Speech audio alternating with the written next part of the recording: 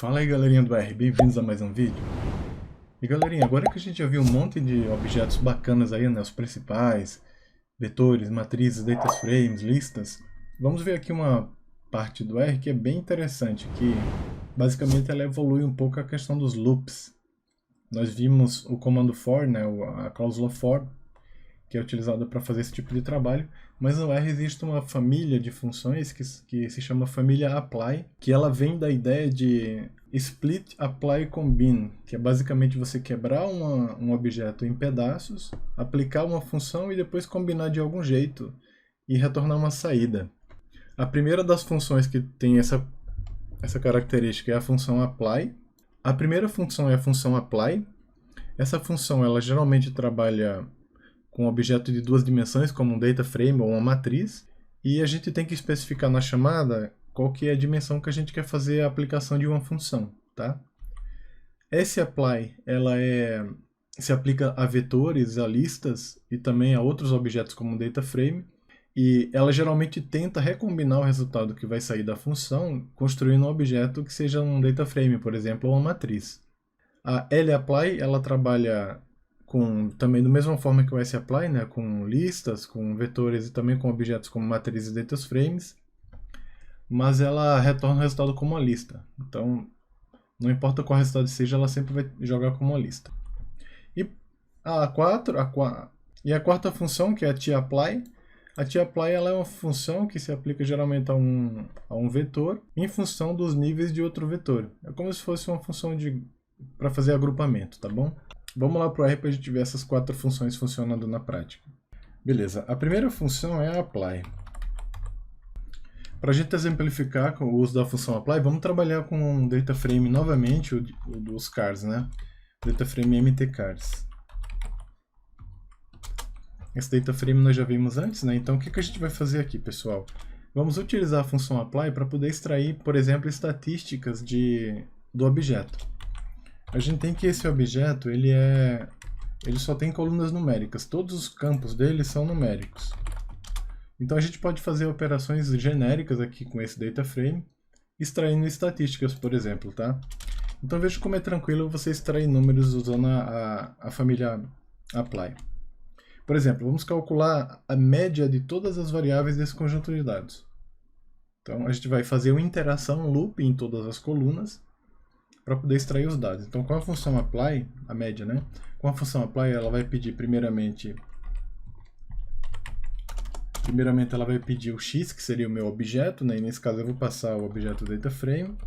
Depois ela pede a margem. Margem seria a direção em que a gente quer passar o loop, né? Então, se for 1, vai ser as linhas, nas linhas, e se for 2, vai ser nas colunas. Como a gente quer o resumo por coluna, então a gente vai usar o margem 2. E a function, o argumento fun, aqui, pessoal, acho que a grande beleza dessas funções da família apply é que você pode tanto usar funções que são nativas do R, como também aquelas que você cria, tá? Vamos ver um exemplo. E você simplesmente pode colocar o nome da função ou entre aspas, a gente quer a média, por exemplo, então vou usar min, ou simplesmente só o nome sem aspas, tá? Então é só rodar esse comando e você tem aqui imediatamente a média de todas as colunas do conjunto de dados. Tá? E aí qual que é a classe? Né? Eu vou atribuir um objeto A para a gente ver a classe. Vai ser um vetor. Classe X, é um vetor de numéricos. Exemplificando também, a gente pode trabalhar somente com o nome sem aspas da função. A função tem que existir no R ou está no seu global, né, se for uma função construída. Lá no começo do nosso treinamento, a gente criou a função, para exemplificar a função, né, a gente criou a função de assimetria. Vamos resgatar aquela função para a gente trabalhar com ela. Eu vou rodar aqui para a memória a minha função assimetria. Vamos voltar lá para nossos exemplos. Tá? Eu vou colar ela aqui embaixo só para manter ela aqui. Beleza, então olha só. Se eu quiser passar uma função que eu mesmo criei, é simples também, então é só eu fazer a chamada da função diretamente. O R vai entender que essa função, como o primeiro argumento dela já é o próprio vetor, tá? Então o R entende que o vetor ali que vai ser passado para a função vai estar na primeira posição do argumento. assimetria. Então, não preciso passar nada, só passo o nome da função. Faltou parênteses. Muito bem, ó. X está aqui, ó, cálculo da assimetria. Beleza? Você também pode fazer isso, pessoal, passando diretamente e explicitamente a função. E para exemplificar isso, vamos fazer o seguinte, a estatística coeficiente de variação, por exemplo, em R, que é utilizada para verificar o quanto os dados estão dispersos em relação à média, o coeficiente de variação ele é calculado pela razão entre o desvio padrão do conjunto de dados e a média. Então, a forma de declarar isso explicitamente aqui seria usando uma chamada por function, né, e construir na hora a função. Tá bom, pessoal? Agora, nesse caso, você precisa passar um argumento para a função. Pode ser qualquer valor, e o R vai entender que aquele valor ali vai ser o objeto que vai ser passado para dentro da função, tá? E aí, em tempo de desenvolvimento, você já pode escrever. Por exemplo, a gente sabe que a função para calcular o desvio padrão vai ser S, e como eu defini como argumento x, como argumento o vetor x, eu vou passar x aqui. E vou dividir pela média, ou seja, o comando min. Então aqui eu passo x novamente. Lembrem-se sempre que essas funções trabalham com na RM, né? Então se o seu conjunto de dados for ter algum NA, é bom usar esse argumento. E aí olha só, rapidamente ele calcula pra gente. Veja que bacana isso daqui. Um detalhe, pessoal, é que as funções construídas para trabalhar dessa forma com a família apply, é ideal que elas tenham como saída um vetor. Pessoal, do mesmo modo que a gente viu aqui, como a gente fazia a apply em colunas, vamos ver em linhas agora. Então, para isso eu posso, por exemplo, vamos fazer um head aqui. Ó. Olha só, no meu conjunto de dados eu tenho que a linha do carro da marca Mazda, ela tem todas essas informações. Tá? Então, se eu quisesse calcular por alguma razão a média da linha, ou seja, a média de todos os valores aqui, óbvio, pessoal, que isso aqui não faz sentido para esse conjunto de dados, mas em algumas situações você quer calcular a média em linha. Então é possível fazer isso diretamente com a apply também, porém mudando a sua margem, né, para 1. E aí ele vai calcular na direção das linhas. Veja só que ele simplificou aqui para mim. Ó, cada carro, né, que tem no conjunto de dados, o valor da assimetria. Tá? Então, ele faz a operação em linha, com margem igual a 1, e em coluna, com margem igual a 2. Como a gente viu lá no início do vídeo, a função sapply ela se aplica a vetores, a listas e também a dataframes e matrizes. Tá? Então, assim, por padrão, a sapply não exige a dimensão. Então, você pode passar simplesmente seu objeto. Se for um dataframe, ela vai varrer em colunas. Se for uma matriz também, e se for um vetor ou uma lista, ela vai elemento a elemento, tá? Então vamos ver aqui, ó, sapply, a mesma lógica, pessoal. Primeiro você vai passar o conjunto de dados e depois você vai passar a função. Vamos usar agora soma, sum. Olha lá, soma de todos os elementos para cada variável. Essas operações que eu fiz aqui também são possíveis, então a gente pode passar da mesma forma uma function em tempo de desenvolvimento, tá? Então function x, o segundo argumento vai ser sempre a function, e aí passar a expressão que você quer utilizar, tá bom? E aí percebam o seguinte, ó, a saída ficou como um objeto da classe vetor também, vai ser um vetor também. Classe x1, numérico, vetor numérico. Mas olha só, um vetor numérico, né? Se eu fizesse esse mesmo comando agora com a função lapply, lapply vai retornar para mim em formato de lista. Essa mesma operação em formato de lista. Olha só agora, x1. Percebam agora que é uma lista, tá? Em que cada elemento da lista vai ser o nome de uma das colunas do meu conjunto de dados, tá? Então, assim, para uma operação que é um pouco mais simples e que você de repente quer um vetor como saída, pode trabalhar com esse apply que ela vai gerar o mesmo resultado e vai te poupar um passo a mais, que seria transformar o dado em vetor, tá? Se você rodou com lapply e quer transformar em vetor, numa situação dessa era só usar o comando asNumeric. Ou é só usar o comando unlist. E unlist vai fazer a transformação para vetor do teu conjunto de dados, beleza? E se eu tivesse pedaços de conjunto de dados? Por exemplo, eu posso ter pedaço de um conjunto de dados em uma lista. Então, meu objeto DA, eu vou dar uma olhada novamente nele, ele tem uma coluna aqui que é, por exemplo, ó, cilindradas. Vamos ver como é que fica aqui. DA-sil. Olha, quando eu faço a frequência, eu verifico que eu tenho 3 níveis dessa variável. Tem 4, 6 e 8 cilindradas. Então, assim, se eu tiver uma lista e eu quiser quebrar essa lista para fazer um agrupamento, eu posso trabalhar também. Veja como fica. Lista DA vai receber, vou usar o comando split. O comando split vai quebrar para mim o objeto DA. Eu passo DA na variável sil. E olha só o que eu tenho agora, pessoal. Eu tenho uma lista de pedaços do data frame, tá? Então, uma lista vai ser o pedaço em que cilindrada é 8, uma vai ser igual a 6, e a primeira vai ser cilindradas igual a 4. Aqui eu consigo abrir aqui também no Global, para dar uma olhada, tá? Então, a lista de tamanho 3. Nesse caso, eu também consigo fazer operações dentro dessa lista. Porém, entendam aqui que a gente tem data frames, então dentro de uma lista eu tenho um objeto que tem mais de uma coluna. Então assim, o que eu quero fazer com isso? Se eu quiser fazer uma operação simples, por exemplo, contar a quantidade de elementos, eu posso usar tanto sapply quanto lapply.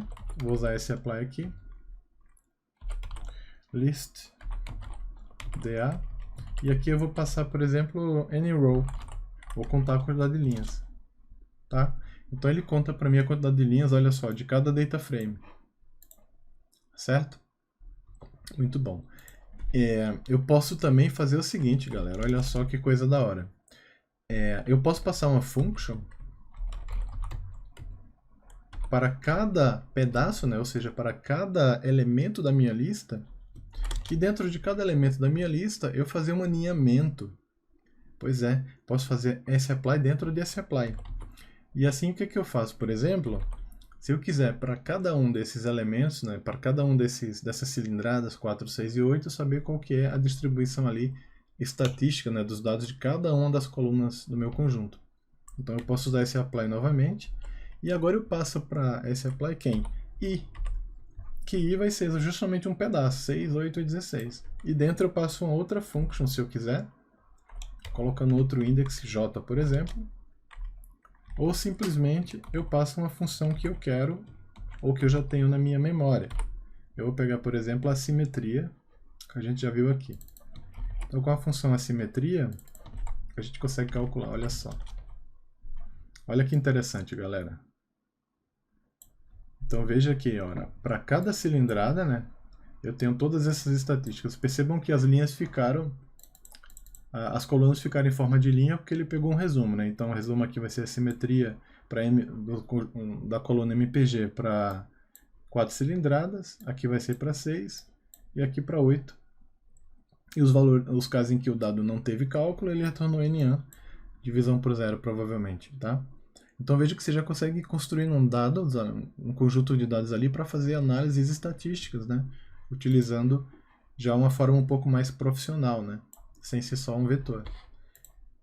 E aí você pode fazer outras operações, por exemplo, transpor aqui, poxa, eu não quero que as colunas fiquem na direção das linhas, quero que elas fiquem na direção das colunas. Então uso o comando T e ele vai ter... Eu posso, por exemplo, fazer a transposição dos meus dados no final, usando a função T, para rotacionar meus dados novamente para a posição em colunas. Ó. Então nesse caso, cada coluna vai representar uma variável novamente e cada linha vai representar um dos níveis da cilindrada, né? E se eu fizesse isso como lista, vamos colocar, por exemplo, lista só na parte de dentro da função. No segundo apply, vamos usar um lapply para a gente ver o que acontece. Se o sapply consegue tentar juntar as coisas.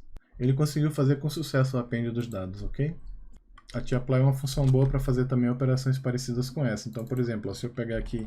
Só que tem um detalhe, galera. Esse exemplo aqui, eu usei o conjunto de dado todo.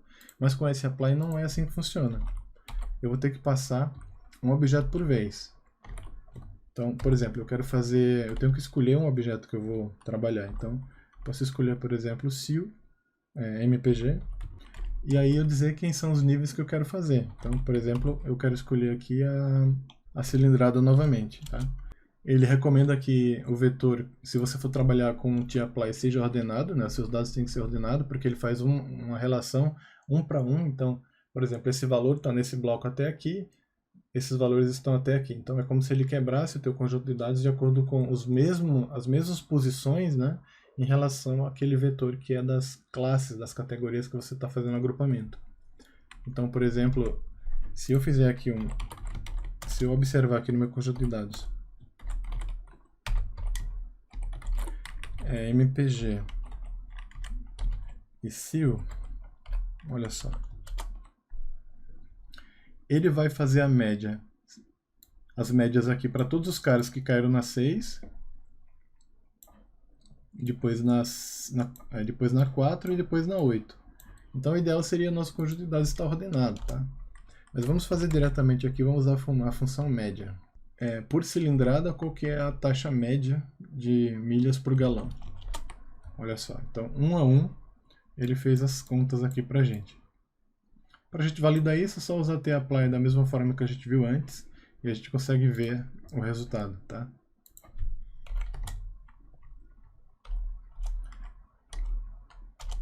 Aqui lembrando, uma informação útil aqui, tem um argumento que é simplify, que às vezes o resultado do tapply gera uma lista, né? Então, se você usar o comando simplify, ele vai tentar organizar os dados em forma de vetor, para tentar simplificar um pouquinho nas análises, ok?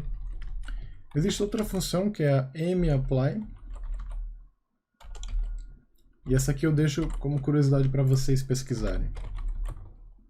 A mapply, ela tem uma diferença algumas diferenças, que você precisa construir a saída já na definição da função, tá?